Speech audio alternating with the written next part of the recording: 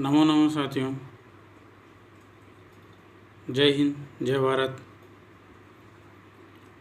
पिछले वीडियो में हमने समास का टॉपिक प्रारंभ कर दिया था और उसमें समास की परिभाषाएं और कितने प्रकार के होते हैं और समास के बारे में जो सामान्य जानकारी होती है उसके बारे में चर्चा की थी। इस वीडियो में समास का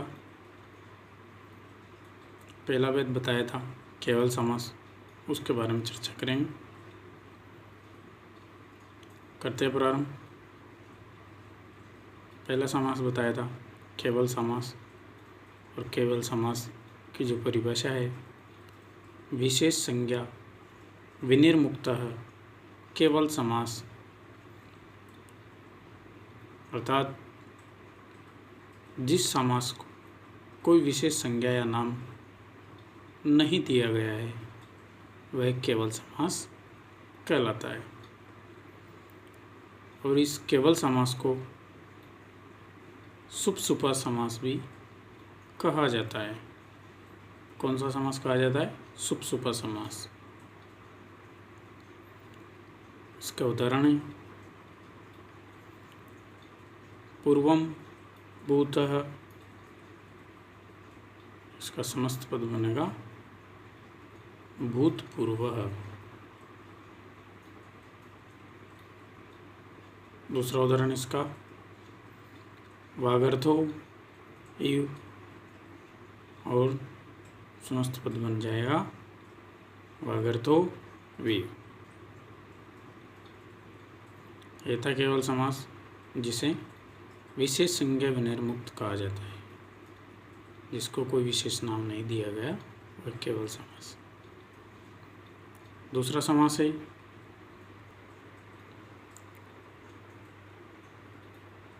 अव्ययीभाव समास।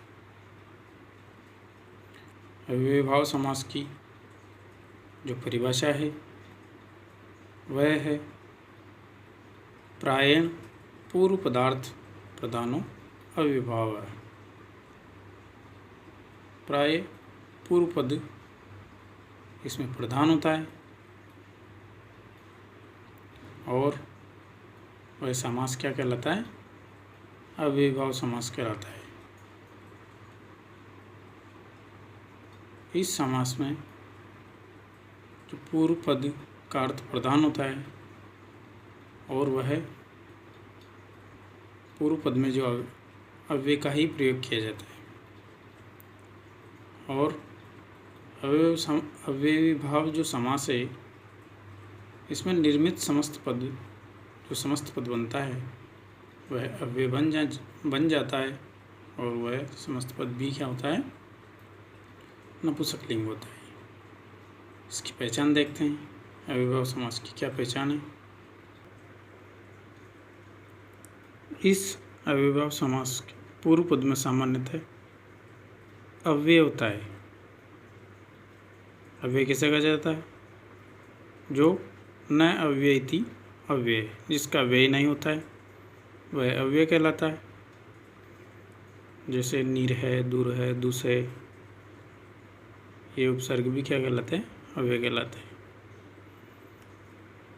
और इसके समस्त पद के अंत में कभी भी विसर्ग नहीं आता है, और जो नपुंसकलिंग शब्द जो बनता है तो उनमें अंत में ई उ अम इस प्रकार के देखने को मिलता है लास्ट में।